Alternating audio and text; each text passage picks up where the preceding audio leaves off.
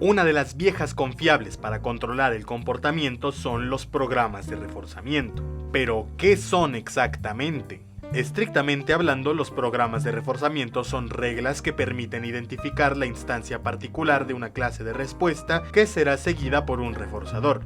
Pero, ¿qué diablos es una instancia particular de una clase de respuesta? Te lo explicaré más sencillo. Una clase de respuesta es una conducta, y una instancia de ella es cada vez que ocurre esa conducta, es decir, una respuesta.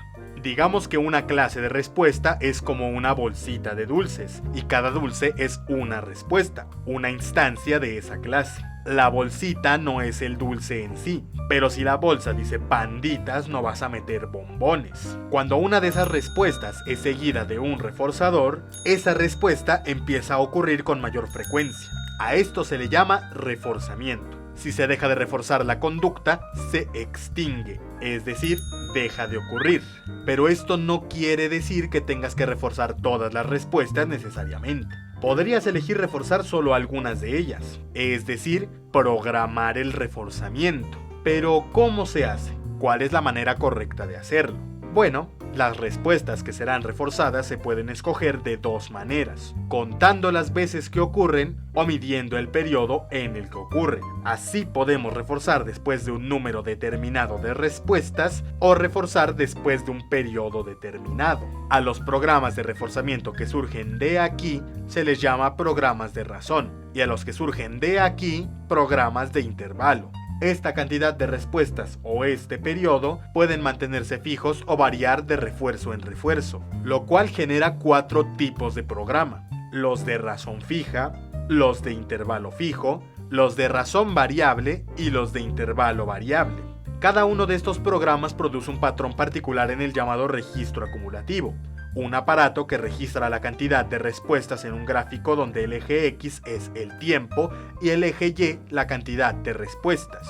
El patrón del programa de razón fija es este, el de intervalo fijo es este, el de razón variable es este y el de intervalo variable es este. Todo se detalla mejor en el libro Programas de reforzamiento de Förster y Skinner de 1957. Y es una clasificación muy bonita, pero es completamente innecesaria, al menos en el laboratorio. Verás, en 1956, un brillante científico llamado William Schoenfeld descubrió que podía hacer que un estímulo tuviera varias funcionalidades solamente cambiando el momento en el que aparecía durante un programa de intervalo fijo. Además, logró controlar la no ocurrencia de una clase de respuesta preseleccionada. A estos dos paradigmas experimentales los llamó la intrusión del estímulo y el continuo conductual. Ahora la conducta era un flujo ininterrumpido controlado por el tiempo. Estos inquietantes descubrimientos lo llevaron a cuestionarse el papel de los parámetros temporales en el control de la conducta, y como resultado creó el sistema T, un sistema experimental que permite programar la presentación de estímulos en un ciclo repetitivo de tiempo. Al crearlo, Schoenfeld tenía dos intenciones: reducir toda la cantidad de programas de reforzamiento a un solo proceso y asegurarse que fuera el programa lo que tenía efecto sobre la conducta, ya que en su sistema el reforzamiento dependería del tiempo y no de la conducta de un investigador.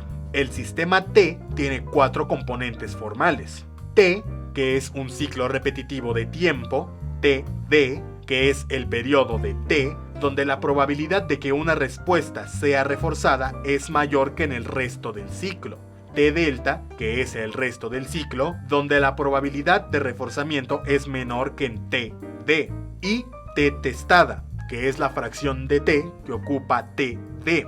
Lo increíble es que si exploramos este sistema alternando TD y T delta, manteniendo la duración TT fija, reforzando solo la primera respuesta en TD y no reforzando ninguna respuesta en T delta, es posible reproducir todos los programas de reforzamiento con este solo sistema.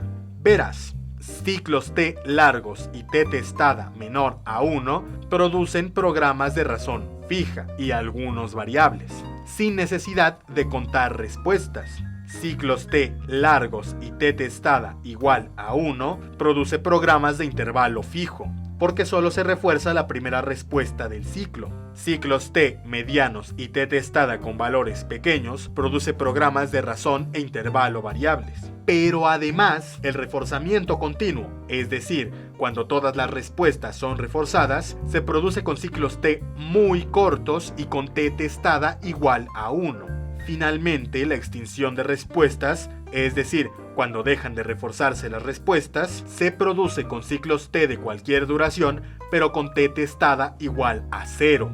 Lo más increíble es que si acomodas en un gráfico las proporciones de T en el eje Y y las de T testada en el eje X, los programas de intervalo fijo quedarían aquí, el reforzamiento continuo aquí, la extinción aquí, los programas de razón fija aquí, los de intervalo y razón variables aquí, y aquí, en todo el espacio que sobra, estarían todos los programas de estímulo no explorados, aquellos que las variables de Skinner no habían permitido evaluar. Resultado, Schoenfeld no solo logró sus objetivos, sino que extendió el dominio experimental de los programas de estímulo. Y ni corto ni perezoso innovó la investigación, haciendo que pasara de ser la clásica demostración de fenómenos a ser un proceso de exploración paramétrica.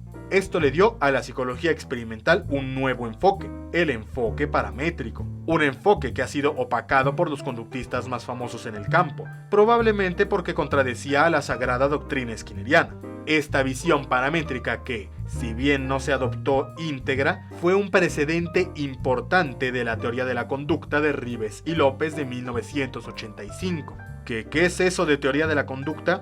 Bueno, te lo contaré en otro video. No olvides suscribirte y dejar un me gusta. Muchas gracias por ver este video.